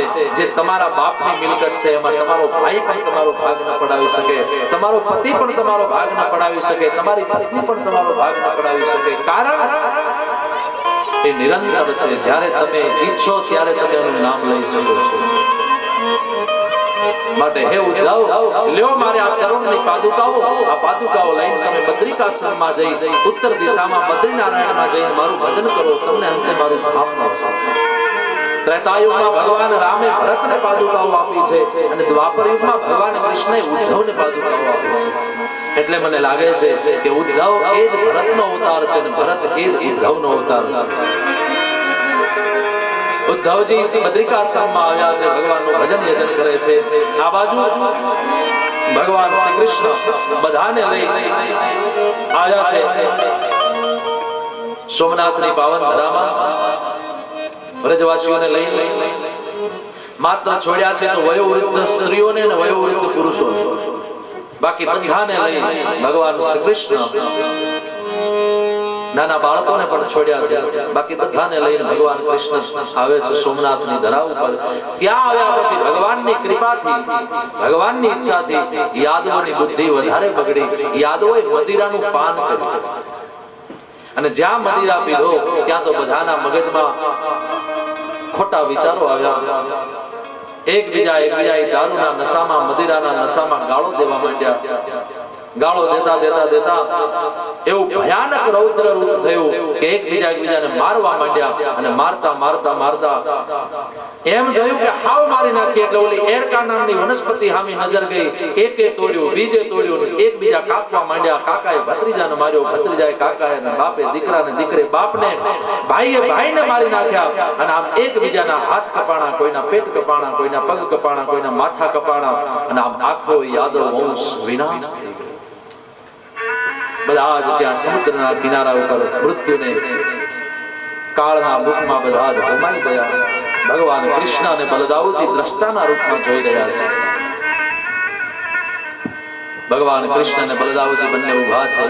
બલદાવજીએ કૃષ્ણના ચરણમાં પ્રણામ કર્યા. હે નાથ, હે પ્રભુ, આ દ્વાપર યુગમાં તમે મને મોટો ભાઈ બનાવીને આવડી મોટી સૌભાગ્યતાનો મને પોટલો ઉપડાવ્યો છે, પણ હે નારાયણ, હવે મને રજા આપો. હું તમારા માટે પાછી શેષ સૈયા બની અને હોઈ જાઉં. તમે આવો. ભગવાન જ્યારે વિષ્ણુ છે ત્યારે એ જ બલદાઉ શેષ નાગ છે. તમે શેષની સૈયા જોઈ છે? ભગવાન વિષ્ણુ ભૂતા છે. એ જ વિષ્ણુ જ્યારે શિવ બને છે ત્યારે એ જ નાગ એના ગળામાં છે. એ જ વિષ્ણુ જ્યારે રામ બને છે ત્યારે એ જ શેષનાગ લક્ષ્મણ બનીને આવે છે. એ જ વિષ્ણુ જ્યારે કૃષ્ણ બને છે ત્યારે એ જ શેષનાગ બલદાઉ બનીને આવે છે. માટે બલદાઉ કહે છે, પ્રભુ મને આજ્ઞા આપો, હું જાઉં, તમે જલ્દી પધારો. ઠીક છે. ભગવાનના ચરણમાં બલદાઉજીએ પ્રણામ કર્યા. પ્રણામ કરી પાછા પગે જ્યાં સુધી ભગવાન કૃષ્ણના દર્શન થતા રહ્યા. જોતા જોતા જોતા સોમનાથની ધન્ય ધરાના એ સમુદ્રમાં ડૂબકી મારી, કેડ સમો પાણી, ગળા સામું પાણી, અને પછી જ્યાં પાણીમાં અંદર ગયા ભગવાન નારાયણના એકવાર આંખ ભરીને દર્શન કર્યા. કૃષ્ણની એ દિવ્ય મૂર્તિને પોતાની આંખના દરવાજા દ્વારા હૃદયના સિંહાસન ઉપર પધરાવી અને બલદાઉજીએ એ સમુદ્રમાં ડૂબકી મારી. ક્યાં ગયા, કેવી રીતે ગયા, કોઈને ખબર નથી. બલદાઉજી પધારી ગયા પોતાના ધામમાં. ભગવાન શ્રી કૃષ્ણ એકલા ઉભા છે. ભગવાન કૃષ્ણને થયું કે લાવો જરા જંગલમાં જઈને વિશ્રામ કરું. બાજુમાં જ જે અત્યારનું ભાલકા તીર્થ છે, જ્યાં પ્રાચીનો પીપળો છે, જ્યાં ભાલકા તીર્થ છે, એ ભાલકા તીર્થ એટલે ત્યાં દારૂકા વન છે. એ વનમાં આવે છે અને એ વનમાં આવી એક પીપળાના વૃક્ષ નીચે ભગવાન શ્રી કૃષ્ણ પગ ઉપર પગ ચડાવીને સૂતા છે. હાથ માથાની નીચે છે. ડાવો પગ એના ઉપર જમણો પગ ટેરવ્યો છે. પગ ઉપર પગ ચડાવીને ભગવાન થોડોક જે શેષ સમય બાકી છે એને વિતાવી રહ્યા છે. એ સમયે ફરતો ફરતો એક જરા નામનો પારધી મૃગલાઓને મારવા માટે પોતાનું બાણ લઈને આવે છે. અને એ વખતે એને દૂરથી ભગવાન શ્રી કૃષ્ણના પગને જોયો એટલે પગની અંદરથી જે ચમકનારું ભગવાનનું જે કૌસ્તુભ મણિ છે, એ મણિ સમાન ભગવાનનો પગ જે ચમકે છે, એને એમ લાગ્યું કે કોઈ મૃગલું છે. માથામાંથી બાણ કાઢ્યું અને બાણને છોડ્યું. ભગવાન શ્રી કૃષ્ણના ચરણમાં વાગ્યું. ભગવાનને વાગેલું આ બાણ એ પેલું જે મુસળ ઘસ્યું હતું એના ઉપર જે લોખંડની બંગડી હતી, એ બંગડી ઘસતા ઘસતા સમુદ્રમાં ફેંકી. એ બંગડી એક માછલી ગળી ગઈ. એ જ માછલીને આ મછુઆરાઓ પકડીને બહાર લાવ્યા અને એ મછુઆરાએ આ પારધીને આપી. જરા નામના પારધીને. પારધી ઘરે લાવી મછલીને જ્યારે કાપી ત્યારે એના પેટમાંથી લોખંડની બંગડી નીકળી. એણે એ બંગડીને ઘસીને બાણનું ફળું બનાવ્યું અને ફળો એ જ બાણ ભગવાન કૃષ્ણના ચરણમાં વાગ્યું છે. દોડતો પારધી આવ્યો, ભગવાનના ચરણમાં જોયું તો મૃગલું નથી, દ્વારિકાનો નાથ સૂતો છે. બે હાથ જોડી આંખમાંથી ચોધારા આંસુડા વરસ્યા. પ્રભુ મને માફ કરો, મને ક્ષમા કરો, મારી ભૂલ થઈ, મેં અજાણતા તમને બાણ માર્યું છે, પ્રભુ મને ક્ષમા આપો. ભગવાન શ્રી કૃષ્ણ કહે છે, હે જરા, હે પારધી, મારા ઉપર પણ તારું ઋણ ચડેલું હતું. એ ઋણ આજ મુક્ત થયો. હું ઋણમાંથી, મારું ઋણ પ્રભુ? બોલ્યા હા. કેવી રીતે? બોલે ત્રેતાયુગનો તું વાલી છે અને ત્રેતાયુગમાં હું રામ હતો. મેં તને આવી જ રીતે છેતરીને બાણ માર્યું હતું ત્યારે તું તારા પ્રાણને ત્યાગ્યા હતા. આજ તે મને બાણ માર્યું છે. એ બાણથી આપણો હિસાબ પૂર્ણ થઈ ગયો, ચૂકતે થઈ ગયો. એ ઋણ મારા ઉપરથી ઉતરી ગયું. જગતના બાપને પણ જ્યારે માનવ દેહ ધરીને આવે છે ત્યારે ઋણમાંથી મુક્ત બનવું પડે છે. અરે જગતના પિતા પરમાત્મા રામના બાપ દશરથને પણ પોતાના ઋણમાંથી મુક્ત બનવું પડે છે, પોતાના કર્મના હિસાબો આપવા પડે છે. તો વાલા, ક્યારેક વિચારજો, આપણે કયા ખેતરના મૂળા? આપણે આપણા કર્મનો હિસાબ આપવો પડશે. તો ભગવાન શ્રી કૃષ્ણએ જરા નામના પારધીનો ઉદ્ધાર કર્યો, એને પરમધામ આપ્યું છે. ભગવાન શ્રી કૃષ્ણ છેલ્લા શ્વાસ લઈ રહ્યા છે. એ સમયે ભગવાન શ્રી કૃષ્ણનો એક સખો છે, જે ભગવાનનો સારથી છે, એ દારૂક દ્વારિકાથી આવે છે રથને લઈને ભગવાન શ્રી કૃષ્ણને શોધવા માટે. કેમ કે હજુ સુધી ભગવાન આવ્યા કેમ નથી. અને જ્યાં દારૂકી સોમનાથની ધરા ઉપર આવ્યા અને આવીને જોયું તો આખો યાદવ વંશ વિનાશ થઈ ગયેલો જોયો. દારૂકને થયું કે આ બધું શું છે? દારૂકથી કંઈ સમજાયું નહીં. દારૂકે વિચાર કર્યો, કૃષ્ણ ક્યાં હશે, દ્વારિકાનો નાથ ક્યાં હશે? અને ત્યાં તો ભગવાન શ્રી કૃષ્ણએ ગળામાં પહેરેલી તુલસીની માળા, વૈજયંતી માળા, એમાંથી સુંદર મજાની સુગંધ આવી રહી છે. એ તુલસીની વૈજયંતી માળાની સુગંધને લઈ દારૂકને ખ્યાલ આવે કે ઓહો, આ બાજુથી સુગંધ આવે છે. દારૂકે રથ એ બાજુ ચલાવ્યો, જંગલમાં ગયો, પીપળના વૃક્ષ નીચે ભગવાન શ્રી કૃષ્ણ પગ ઉપર પગ ચડાવીને સુતા છે. એ વખતે દારૂકે આવી રથને ઉભો રાખ્યો, બે હાથ જોડી પ્રણામ કર્યા, પ્રભુ હું તમને લેવા માટે આવ્યો છું. भगवान श्री कृष्ण ने दारूक ने हमें नजर करी, दारूक अब हम लौट के नहीं आएंगे, हमारा समय पूर्ण हो गया, आ अब लौट चले, अब जाने का समय आ गया है. हे दारूक, द्वारिका वासियों ने कहो कि द्वारिका ना ऊपर मोह न राखे. प्रभु आ તમે બધું શું કહો છો? મને કઈ સમજાતું નથી. હું રથ લઈને આવ્યો છું તમને લેવા માટે. ભગવાન કૃષ્ણ કહે છે, હે દારૂક,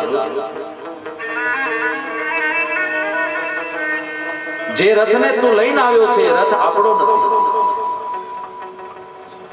જો રથને જ્યાં દારૂકે રથ આમી દ્રષ્ટિ કરી ત્યાં તો રથ અને ઘોડા આપોઆપ અલગ થઈ ગયા.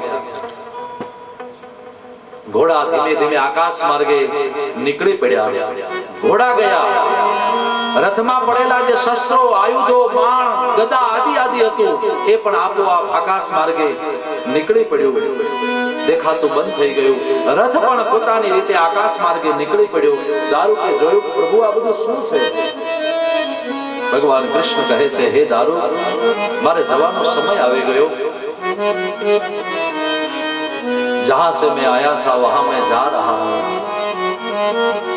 भगवान 11મા સ્કંદમાં જ્યારે ઉદ્ધવને જ્ઞાનોપદેશ કર્યો ત્યારે વચન આપ્યું છે કે હે ઉદ્ધવ, હું આ પૃથ્વીને છોડીને ક્યાંય નહીં જાઉં. તો પ્રભુ તમે ક્યાં રહેશો? તો ભગવાને ઉદ્ધવને કહ્યું છે, હે ઉદ્ધવ, હું મારા ભાગવત રૂપી ગ્રંથમાં મારા તેજને મૂકીને જાઉં છું. જે ભાગવતના આશ્રયમાં જીવશે, જે ભાગવતની છત્ર છાયામાં જીવશે, જે ભાગવતને સાંભળતો સાંભળતો, વાંચતો વાંચતો, ભાગવતની કથાને કરતો કરતો જે માણસ જીવશે એના ઉપર મારી કૃપા રહેશે. ભાગવતની છત્ર છાયામાં જીવતા રહેજો. ભગવાન ક્યાંય ગયા નથી ભાગવતને છોડીને. ભગવાને પોતાનું દિવ્ય તેજ ભાગવતમાં મૂક્યું છે, એવું ભાગવતમાં લખ્યું છે. તો ભગવાન કૃષ્ણ કહે છે, હે દારૂક, દ્વારિકા વાસીઓને કહેજો કે સોનાની દ્વારિકા ઉપર મોહ ન કરો. આજથી 7મા દિવસે દ્વારિકા પાણીમાં ડૂબી જશે. માટે કહેજો દ્વારિકા વાસીઓને કે જ્યાં આવ્યા હતા ત્યાં પાછા મથુરા જતા રહે. દારૂકે આ બધું સાંભળ્યું. દારૂકની આંખમાંથી ચોધાર આંસુડા વહ્યા છે. ભગવાનના ચરણમાં પ્રણામ કર્યા. હે ઠાકુર, જેના રથને હું ચલાવતો હતો કે ઠાકુર આજ મને મૂકીને જઈ રહ્યો છે. બે હાથ જોડી દંડવત પ્રણામ કરી દારૂકે પાછા પગે જ્યાં સુધી કૃષ્ણના દર્શન થયા ત્યાં સુધી દર્શન કર્યા અને પછી મુઠ્ઠીઓ વાળી અને દોટ હોકી ગળગળતી દ્વારિકા તરફ. એક બાજુ આંખમાંથી ચોધાર આંસુડા છે, એક બાજુ શ્રી કૃષ્ણની વિદાય છે અને એક બાજુ દ્વારિકાનો એ વિદાયનો સમય. દ્વારિકા આવે છે. દ્વારિકા વાસીઓને કહે છે, ભગવાન કૃષ્ણ ધરાધામને છોડી નીકળી ગયા છે. માટે હે દ્વારિકા વાસીઓ, જાઓ પાછા જ્યાં હતા ત્યાં.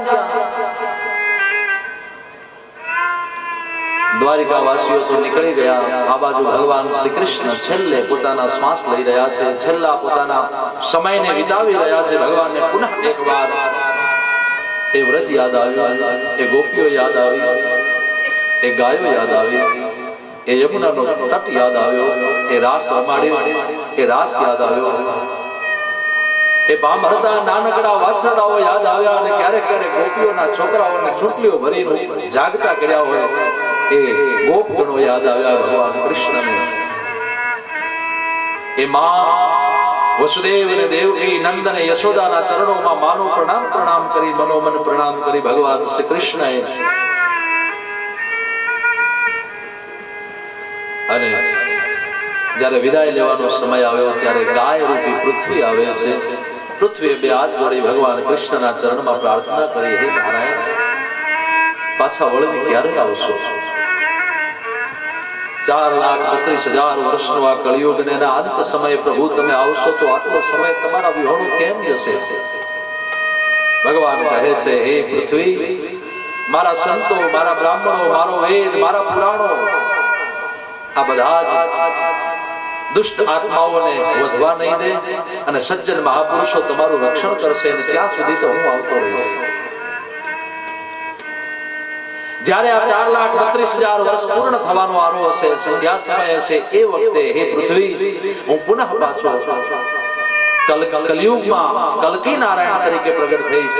તમારા ભૂમિના ભારને હરીશ, સતયુગનું સ્થાપન કરી અને પાછો તમને આનંદ આપીશ.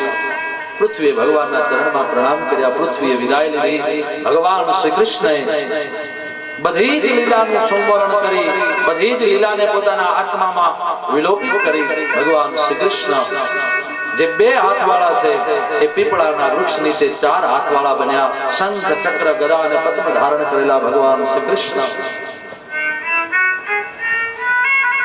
દેવતાઓએ સ્તુતિ કરી.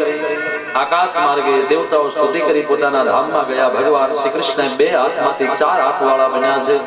શંખ, ચક્ર, ગદા, પદ્મ ધારણ કરેલા ભગવાન જે કંસના કારાગૃહમાં તેજ રૂપે પ્રગટ થયા હતા અને એમાંથી પછી બાળક રૂપે પ્રગટ થયા, એ જ શ્રી કૃષ્ણ પુનઃ પાછા તેજોમય વિગ્રહમાં જગતના ભૂમિના ભારને હરી 125 વર્ષ આ ભૂમિ ઉપર રહી આ જગતને ભાગવતનો આનંદ આપી, જગતનો ધર્મ સંસ્થાપન કરી, ધર્મનો યુદ્ધ કરી, જગતના અનેકાનેક દિવ્ય આત્માઓને રૂપ સુધા, વાક સુધા, લીલા સુધાના દર્શન કરાવ્યા અને અસજ્જન આત્માઓ હતા એ બધા આત્માઓને પોતાનું ધામ આપી અને ભગવાન શ્રી કૃષ્ણએ વિદાય લીધી છે આ ભૂમિ ઉપર.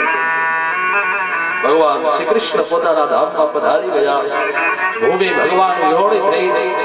અત્યારે પણ ભગવાન ભાગવતમાં છે એવું ભગવાનનું વચન છે, પણ છતાંય આ ભૂમિમાંથી ભગવાન આપણને એમ લાગે કે નીકળી ગયા. નીકળ્યા નથી. ત્યારે જ્યારે જ્યારે સમય મળે ત્યારે ભાગવતનો આશ્રય કરજો, ભાગવતની કથાને સાંભળજો, ભગવાનના નામનો આશ્રય કરજો, બહુ જરૂરી છે. જ્યાં નામ છે ત્યાં અનેકાનેક બધી દૂર થઈ જાય છે. જેની પાસે ભક્તિ છે, જેની પાસે સારો સત્સંગ છે, એ માણસ ખોટા વિચારોથી અને ખોટા વ્યસનોથી દૂર થાય છે. માટે કરબદ્ધ પ્રાર્થના કરું યુવાનોને, બાપલો આ કથા સાંભળી છે તો તમારા દુર્વ્યસનોને ત્યાગજો. જે વ્યસનથી દૂર રહે છે એ જ માણસ જીવનમાં ઘણી બધી ઊંચાઈઓને પ્રાપ્ત કરી શકે છે. જે માણસ વ્યસની છે એ માણસ પોતાની દિવ્ય બુદ્ધિને ચલાવી નથી શકતો. આજે ભાગવતનો વિરામ છે. મને એવું લાગે છે કે કદાચ તમારા પરિવારમાંથી થોડા ઘણા તો છોડશે. છોડવી છે કે નહીં જયંતિભાઈ? કેટલા જણા છોડવા માટે તૈયાર છે કે આજ પછી મેં વ્યસન મૂક્યું આ ભાગવતની યાદમાં અને અમારા પિતૃઓની કૃપા માટે?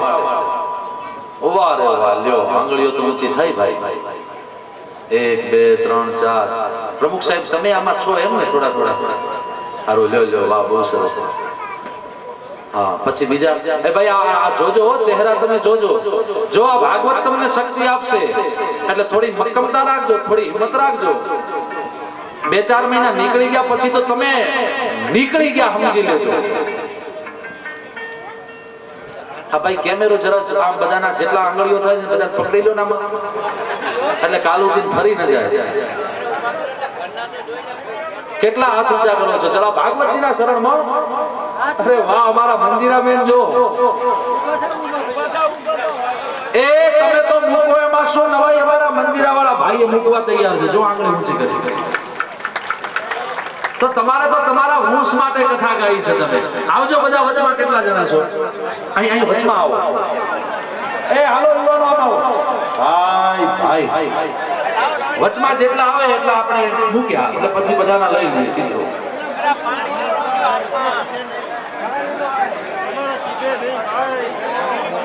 એ બરાબર મન મક્કમ કરીને ઉભા થાજો પાછા. હા, આવતીકાલે તમે છાના છાના ક્યાંક ખાઈ જાવ તો મેળ આવે. આમાં જેના જે પતિ હોય ને ઓળખી લેજો, એટલે પાછા ભૂલી આમ ઈ કઈ ભૂલ કરે તો તમે એને તરત યાદ કરાવો આચાર્યજીની આ કથાને. હવે કોણ બાકી નથી? હજુ ઘણો બાળક બાકી રહ્યું.